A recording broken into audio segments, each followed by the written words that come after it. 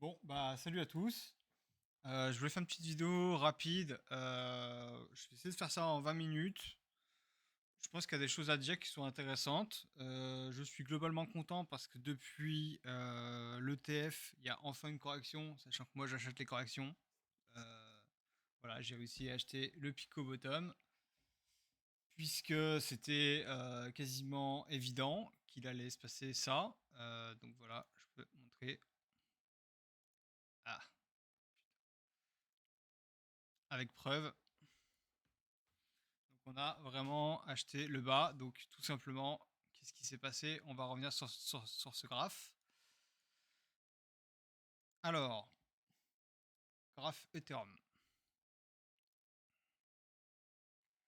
Donc qu'est-ce qu'on a ici? On a ici des gens qui ont acheté tout simplement le top. Donc la tendance c'était plutôt la 30 minutes, voire la 1 heure, mais bon, on va prendre la 30 minutes. Ici on avait du coup des gens qui ont acheté le top et le marché a commencé à se retourner. Voilà. Et moi, j'ai dit dans le Discord, on devait être à peu près ici ou là, voilà, par ici. Je le dis, je le sentais pas. Je le sentais pas du tout. Pourquoi? Parce qu'on était passé sous la MA, parce que ici, il y avait un phénomène sur l'OI qui était vraiment très particulier. Voilà. Et quand il y a ça, pour moi, c'est tout simplement un red flag. Et qui dit red flag, eh bien, j'ai dit que je coupais intégralement toutes mes positions. J'ai coupé tous mes longs. Voilà. Vraiment, littéralement. J'ai pris ordre de marché, j'ai fait fermer. Voilà. Si ça veut bien nous afficher. Voilà. Qu'est-ce qu'on a ici? On a le fameux setup drapeau rouge. Voilà. Qu'est-ce que c'est le setup drapeau rouge? C'est ici prix qui descend. Et là, OI qui stagne, voire qui monte un peu. Vous voyez, ça stagne, mais ça monte un peu quand même. Là, on a vraiment le pic du pire, en fait, ici, là. Voilà. C'est-à-dire qu'on va vraiment avoir l'OI qui explose pendant que le prix descend. Qu'est-ce que ça veut dire? Ça veut dire que tout simplement des gens sont en train d'acheter en levier une baisse, voilà. Or, nous, ce qu'on veut quand on a des acheteurs en levier, on veut au minimum voir le prix monter. Enfin, je veux dire, c'est normal. Il y a des gens qui achètent avec un pouvoir de force boosté. On veut voir le prix monter. Si on voit des mecs qui s'endettent avec le prix qui descend, bah, c'est comme toujours. Ça finit mal parce que ces gens se font toujours liquider. Voilà. Et donc là, on a vraiment eu la quintessence du signal infernal, quoi. Voilà. Et là, on a eu deuxième quintessence du signal infernal. Regardez ça. Ici, on a le pullback. Et là, on a un OI qui est supérieur à la TH, je crois. Donc, c'est pas normal. On peut pas avoir un OI supérieur à la TH ici, alors qu'on est plus bas. Enfin, c'est pas normal. Voilà. Il va y avoir des rares cas où parfois ça va marcher, mais on va dire que 90% du temps, ça c'est pas dans les règles du jeu. Voilà, ça c'est interdit. Donc, bah, qu'est-ce qui se passe? Bah, on doit cracher, voilà, tout simplement. Et donc, moi j'ai pris du coup la zone de douleur qui est des gens qui sont dans cette zone-là, mais j'ai aussi pris celles-là qui sont dans cette zone-là, voilà. Parce que les deux sont cohérents. Voilà, d'un point de vue long terme, tous ceux-là, ce sont ceux qui ont acheté le top, on va dire. Bon, on pourrait aussi prendre ceux-là, mais je pense que ceux-là sont plus pertinents. Et ceux-là, dans un moindre mal, on va dire. Par contre, du coup, ici, on a été taper du coup ce bottom-là. Donc, on a été un tout petit peu plus bas. Pourquoi est-ce qu'on était un tout petit peu plus bas? Tout simplement, les gens qui ont acheté ici, là, leur seuil de douleur, ils ont acheté le rebond. D'ailleurs, je sais qu'il y en a plein que je suis sur Twitter qui ont acheté le rebond. Moi, j'étais là, ouais, non, rebond, pas touche. Voilà, pas touche. Pendant un moment, j'ai un petit peu paniqué par là, j'avoue. Mais là-dedans, j'ai vraiment pas paniqué. Je me suis dit, ok, moi j'attends là parce que il y a un aimant ici. C'est sûr qu'on va venir là. Et j'avais mis du coup des ordres dans toute cette zone-là. Et hier, je l'ai tracé celui-là ici. Pendant la nuit, je dis, ok, je vais rajouter un ordre ici. Voilà, donc j'ai tout simplement eu le pico bottom. Voilà. Je l'ai eu à 14,20, 34,20, donc je l'ai eu vraiment ici. Voilà, je peux pas faire plus bas. J'ai tout simplement suivi la règle, voilà. Les gens qui ont acheté là, on va chercher la seuil de douleur, il est là, voilà. Donc c'est comme ça que j'ai explosé mon compte la dernière fois. Et pourquoi est-ce que j'ai pas pu exploser mon compte la dernière fois? C'est parce que il y a eu zéro correction depuis ici, voilà. Donc c'est un scandale pour moi parce que moi j'achète les corrections. Ça c'est pas des corrections, c'est des flash crash. C'est quasiment impossible à trader. Enfin, c'est soit tu as ton ordre déjà prêt. Je dis pas que c'est impossible, hein, parce qu'au final, je suis sûr qu'on met ça, genre comme ça. Ouais, non, encore, ça marche pas vraiment. Je crois qu'il y avait il y a un truc, si jamais on zoome bien, on l'a le bottom ici, mais bon, bref, on va pas passer une heure dessus. Je sais plus comment on fait, je l'avais trouvé ici. Mais en fait, on n'a pas le temps d'agir, surtout, c'est trop rapide. C'est-à-dire que là, ça c'est une bougie qui se fait en 2 minutes, c'est déjà remonté, quoi. Donc c'est très compliqué d'acheter ça. Il faut déjà être prêt. Bon, il y avait quand même la MA, hein, qui nous donnait l'indication que potentiellement on pouvait aller là, c'est vrai. Donc voilà, ce à quoi je m'attends aujourd'hui. Donc j'ai plusieurs scénarios en tête, on va prendre un Bitcoin un peu plus clean. On va commencer par Bitcoin. Alors, par Bitcoin, on va tout simplement rester en 1 heure. Pourquoi? 1 heure, c'est celle qui nous fait la tendance, voilà. Ici, je m'attends potentiellement à un pullback ici encore, donc peut-être, plus bas, mais peut-être que c'est bon. Parce que si on regarde le seuil de douleur de ces gens-là, bah, voilà, il a pile poil été touché, enfin c'est millimétré encore une fois. Donc ça aurait été un achat. Bon, j'ai choisi Ethereum, mais j'aurais très bien pu prendre Bitcoin. Donc la prochaine résistance maintenant, c'est cette EMA ici qui est là, donc celle qui nous a fait la tendance. Donc soit eh bien on rebloque dessus pour aller rechercher cette EMA. Donc je rappelle la règle que j'ai moi-même donnée en général, c'est que quand on va avoir ici un seuil de douleur, on remonte de 2 niveaux et à partir de là, on va dire que les niveaux marchent encore, mais qu'il n'y a plus rien qui est entre guillemets obligatoire. Ce que je dis qu'obligatoire, c'est que on va dire 80 ou 90% du temps, on va au minimum monter de 2 niveaux. Voilà. C'est pas toujours le cas, mais c'est quand même très très fréquent. Donc là, on est monté de 2 niveaux, donc on peut très bien venir ici, buter sur la MA et repartir plus bas. Voilà, c'est vraiment possible.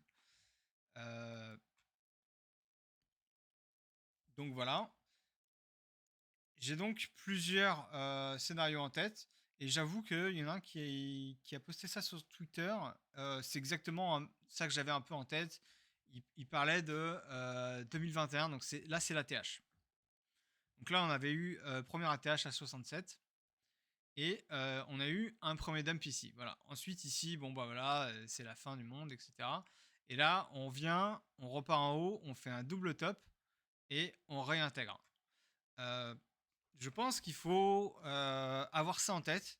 Je pense que ça, c'est le scénario baissier par excellence, en fait. C'est-à-dire que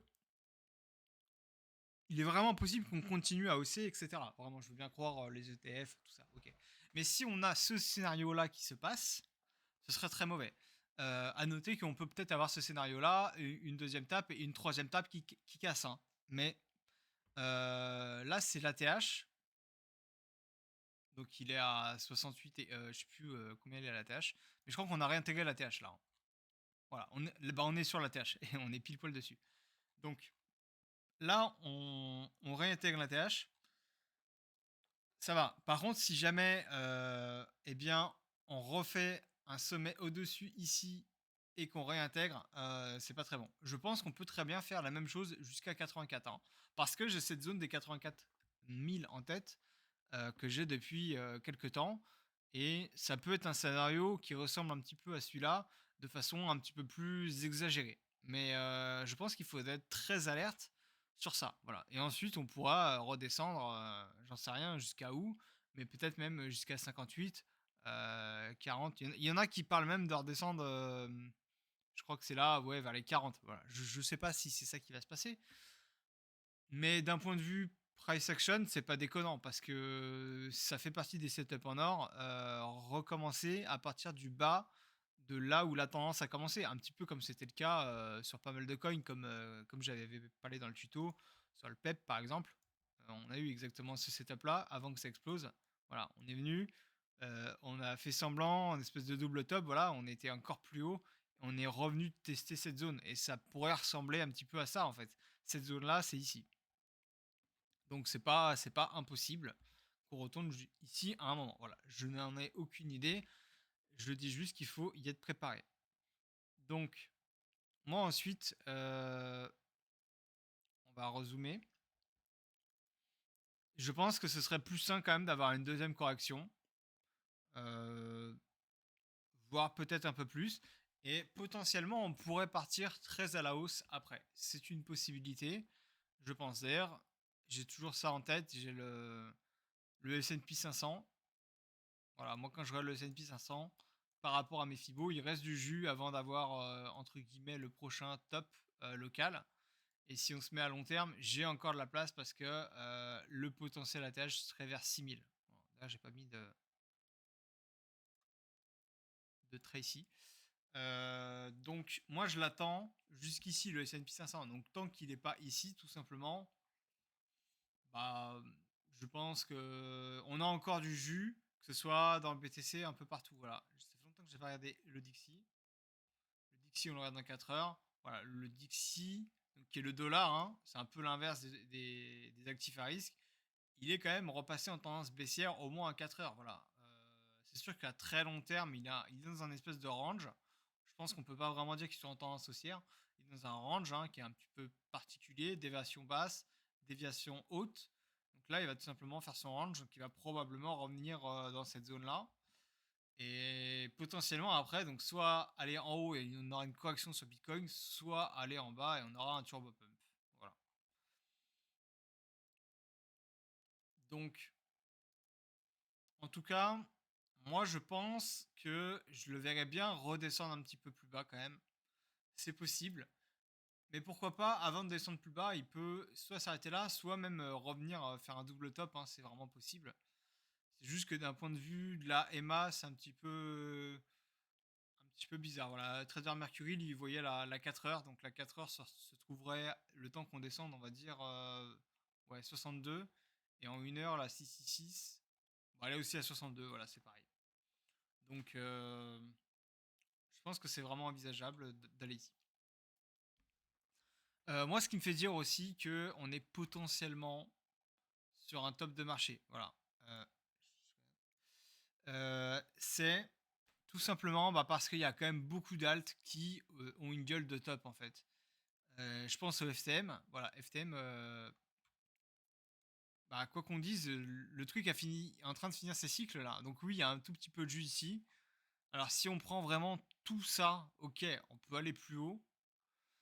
Parce que FTM en ce moment, il a un bon narratif en fait, parce que justement, il y a des nouvelles technologies, machin. Bon, ok, super. Sauf que comme par hasard, les technologies, elles sont découvertes quand on est à l'ATH en fait. Enfin, je sais même pas si on est à l'ATH. Non, on est beaucoup plus bas que l'ATH. Mais en tout cas, c'est quand on est en haut de ce cycle. Voilà. C'est ça que je veux dire par ATH. Ce qui ferait du bien, ce serait quand même de descendre. Et d'ailleurs, on peut regarder ça sur le FTM. C'est qu'en fait, là, il a eu un premier cycle. Et pour comparer par rapport à Bitcoin en daily, en fait, le premier cycle, il s'est passé là-dedans, là, on va dire. Et le deuxième cycle, il s'est passé après la correction, là, il s'est passé là-dedans. Donc, on voit qu'il a quand même pris le temps de corriger avant de repartir plus haut. Peut-être qu'il peut casser direct, hein, parce que justement, moi je me faisais un petit peu avoir, parce qu'il y avait plein de coins comme, un petit peu comme lui, là, le Akash, où je me fais un petit peu avoir parce que en fait, il prend pas le temps de s'arrêter, il casse directement son cycle, le truc, quoi.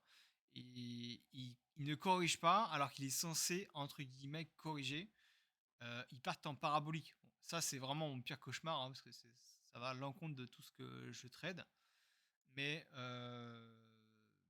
voilà, s'il y a ça, il faut juste passer holder. Enfin bon, il y a plus vraiment de trading parce qu'il n'y a plus de sens. C'est du parabolique, c'est du parabolique, quoi. Donc voilà. Il y a ça, ou même le RNDR, voilà, qui ne s'arrête pas. C'est-à-dire que, bon, lui, là, j'avais quand même dessiné ce cycle-là, qui pourrait terminer ici, mais tous les cycles, en fait, ils sont directement cassés, il s'en fout un peu, quoi. Bon, ici, on a eu un haut des cycles, on a quand même eu un petit pullback, mais c'était vraiment tout petit, quoi. Donc voilà. On a pas mal de coins comme ça qui s'en foutent un peu des cycles, quoi. Donc moi, dans les coins qui m'intéressent, c'est ceux qui sont potentiellement pas en fin de cycle, donc comme par exemple le FTM, voilà, qui a une gueule quand même, qui est quand même bien montée. Je m'attends plutôt à des coins qui sont, on va dire, sur des supports. Donc sur les supports, là j'ai le Ordi, très sympa. Voilà, ça c'est ce qu'on veut voir. Donc là c'est une zone, on va dire, de support hyper important. Donc c'est la fameuse zone entre guillemets d'or. Je trouve que c'est très bien et il y a un monde où il va, à 120 le truc, quoi. Donc moi, j'ai acheté l'ordi et je vais le tenir. Voilà, je l'aime bien. J'ai acheté, le DIMM. Voilà. Pourquoi le DIMM? Bah, parce que, il est toujours, ici à cet endroit-là. Donc ça, c'est pareil, c'est la même zone, c'est la zone qu'il y a ici, c'est exactement la même zone. Donc voilà, on vient, on repasse dessus et même on la frôle à peine. C'est-à-dire qu'on va même pas la toucher, on la frôle et on a surtout pour l'instant un creux ici qui est supérieur à celui-là. Donc c'est très, très bon. Le DIMM est très intéressant, je trouve. Voilà. Qu'est-ce que j'ai d'autre? Alors il y en a un que j'ai envie de regarder quand même du coin de l'œil. Je pense que le Toncoin là, je pense que c'est du solide, hein. Je l'ai pas encore vraiment très, très bien analysé, mais là, vous voyez, là, il y a eu son haut de cycle, rien à foutre qui casse direct. Ça, c'est qu'il y a beaucoup de force. Donc voilà, je pense que Toncoin, il va vraiment, vraiment être à suivre de près parce que c'est Telegram, hein, ils veulent partager leur budget pub avec les holders du token. D'un point de vue fonda, c'est intéressant. Là, j'ai pas envie vraiment d'acheter ça maintenant, là, comme ça, mais j'ai envie de suivre le projet. Je pense que ça va être très intéressant. J'ai appris un tout petit peu de Starknet. Euh, c'est vrai qu'il est un peu sous résistance là. Il n'a pas vraiment changé sa structure. Mais. Enfin, résistance court terme, hein, je dis ça. Mais je trouve qu'il est quand même dans une zone intéressante. Il a été retapé ici, donc c'est une très belle zone d'achat. Donc peut-être que je me trompe, mais pour moi, voilà, ça c'est propre. Enfin, plutôt, on va le mettre comme ça, lui. Hop. Ouais, ou genre comme ça, je sais pas. Voilà. Et là, il a fait son petit cycle ici. Voilà. D'ailleurs, c'est marrant, regardez, il s'est arrêté là. Et il est venu rechercher ici la zone juste derrière. Ça arrive souvent, ça. Quand on s'arrête là, on a souvent un pullback. Et après, on vient le retenter juste pour chercher. Bah, on a eu ça sur Solana aussi. Bon, Solana, ça l'a fait, mais ça a cassé juste derrière tellement il y a de la force. Mais donc, du coup, voilà, là, on est revenu au 0,7. Je me suis dit, bon, ça, c'est quand même sympa. Techniquement, ça, c'est le bottom. Donc, voilà, j'ai acheté un petit peu. Et j'ai pas forcément envie de mettre mon stop loss juste en dessous. Pourquoi? Parce que on va potentiellement avoir un autre dip. Et si on a un autre dip, on va potentiellement aller un tout petit peu plus bas et réintégrer. Ce qui serait dommage, ce serait d'avoir ça en fait et de se faire SL ici. Donc moi je vais plutôt avoir un SL un peu plus loin. Donc à peu près par là, je pense. Voilà. J'ai pris quoi d'autre comme token? Ouais, Mina aussi. Et j'ai pris le Tia aussi. Voilà. Bon, le Tia, je me trompe peut-être, hein. Je me trompe peut-être sur le Tia parce que le Tia, techniquement, il a fini son cycle lui. Mais il a quand même fait un joli pullback là, donc c'est quand même vraiment pas mal. Il est sur les EMA ici. Donc ce que j'aime pas trop, c'est qu'il clôture en dessous quand même. Parce que normalement, on a des mèches en dessous, exactement comme là, on a des mèches, mais on clôture dessus ou en dessous quoi. On clôture pas vraiment en dessous comme c'est le cas ici de la violette. Donc je trouve que c'est un pari intéressant. Mais je me méfie quand même, voilà. Parce que si on casse ici, le prochain niveau, c'est celui-là, hein. Donc voilà, celui-là est quand même beaucoup plus bas. Là, on tape sur dessus, moins 40%. Par contre, si on vient ici, peu importe ce qui se passe, bear market, pas bear market, ici, c'est un achat. Voilà. Ne serait-ce que pour un rebond là ou là. Voilà. C'est quasi certain qu'on aura un rebond si jamais on vient ici. Le must du must, ça reste ici. Bon, les 4 je sais pas si on les aura, mais là, c'est vraiment God tier, et là, c'est très bien. Qu'est-ce que j'ai acheté d'autre? Alors, j'ai acheté un peu de AXS, rapidement. Il est où, AXS? Il est. Non, je l'ai plus. Hop. C'est Capo qu'on avait parlé, mais je l'aime bien ce trade. Parce que il est sur le niveau bleu là. C'est retest du premier pump. Moi, je trouve ça pas trop mal. Enfin, non, c'est pas le premier pump, c'est le deuxième pump. Je sais plus ce que j'avais trouvé. Je crois qu'il était sur DMA aussi. Ouais, bon voilà, il est sur la MA ici. Bon, Je le trouve pas mal et il a pas encore pump. Je pense qu'il a du potentiel, voilà. Donc peut-être que je me trompe à ce niveau-là. Mais je pense qu'il a un potentiel intéressant parce que au final, le stop loss n'est pas très très loin. Et le potentiel de hausse est intéressant. Donc voilà, peut-être que j'ai mis un petit risque, mais j'avais envie de le tenter. Le look, je suis toujours long, hein, c'est juste un edge momentané, mais j'ai un stop win proche. Bon, j'ai tenté ça, on s'en fout. Le hardy, ouais, le hardy, j'en ai parlé. Et le Zek, on m'en avait parlé, je trouve qu'il est pas mal, mais bon, je vais pas forcément le recommander, mais ça peut se tenter. Voilà. Donc voilà, bah ça fait 20 minutes. J'essaie de faire format court.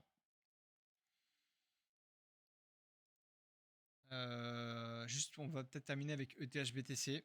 Donc ETH-BTC, il est quand même en train de le... Enfin, j'aime pas trop quand il lâche comme ça.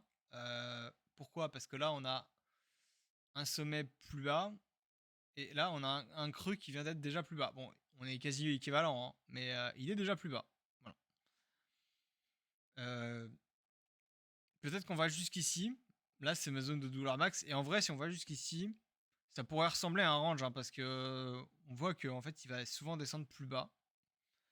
Ok. Et si on est plus bas, c'est-à-dire que la tendance ne compte pas vraiment, parce qu'en fait, ça ressemble vraiment à un range, en fait, cette affaire, hein. Et là, le haut, là, il correspond bien avec ici, là. Bon, déviation, déviation, on réintègre. Et du coup, ce serait un range. Et là, ça pourrait être un potentiel bottom, encore une fois. Bon, voilà, je n'en sais rien. C'est un petit peu particulier. Pour l'instant, les deux sont des stablecoins, hein. Il n'y a pas vraiment de différence entre l'un et l'autre. On va dire que l'amplitude max du range, elle est de, je sais plus, 20%. Ouais, non, même pas 15%. Enfin, c'est ridicule. Vraiment, si on prend le max du max, on est sur 27%, mais c'est vraiment le max du max. Voilà. Si on évite les excès de liquidité, on est voilà, sur du 15-20%. Donc voilà, il n'y a pas vraiment énormément de volatilité entre les deux. Je vois qu'au niveau des masses, ça agit pas trop, mais voilà. Donc voilà, bah, je vais répondre aux questions dans le Discord. Si vous voulez nous rejoindre, je réponds assez souvent et je poste mes setups. Voilà, je vais poster les liens dans la description. N'hésitez pas à mettre un petit commentaire. Je sais pas, dites-moi quel est votre animal préféré. Voilà, pour l'algorithme YouTube. Allez, ciao.